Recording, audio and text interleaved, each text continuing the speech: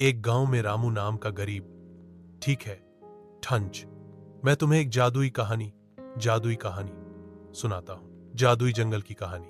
बहुत समय पहले एक छोटे से गांव के पास एक गहरा और रहस्यमयी जंगल था।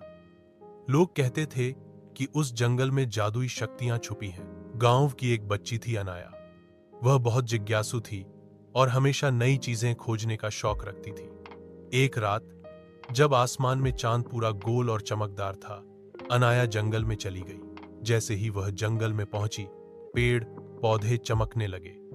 अचानक एक बोलने वाला हिरन सामने आया और बोला, अनाया, तुम चुनी हुई हो। केवल तुम ही इस जंगल का रहस्य जान सकती हो। हिरन ने उसे एक चमकती हुई जादुई चाबी दी और कहा कि यह चाबी उसे उस दरवाजे तक ले जाएगी जहां से वह जादुई शक्तियां पा सकती है। अनाया चाबी लेकर आगे बढ़ी। रास्ते में उसने बोलते हुए फूल, हंसते हुए झरने और उड़ते हुए पत्थर देखे। आखिरकार उसे एक सुनहरा दरवाजा मिला।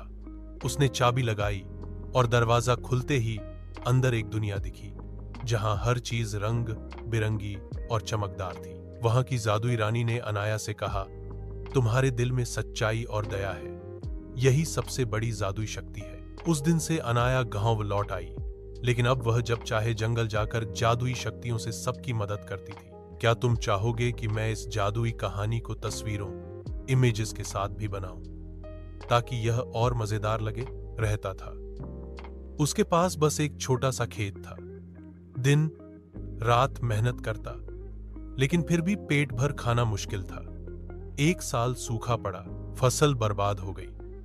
हार मानने के बजाय रामू ने दूसरे गांव जाकर मजदूरी की, पैसे बचाए और फिर से खेत में मेहनत शुरू की। धीरे धीरे उसकी मेहनत रंग लाई और एक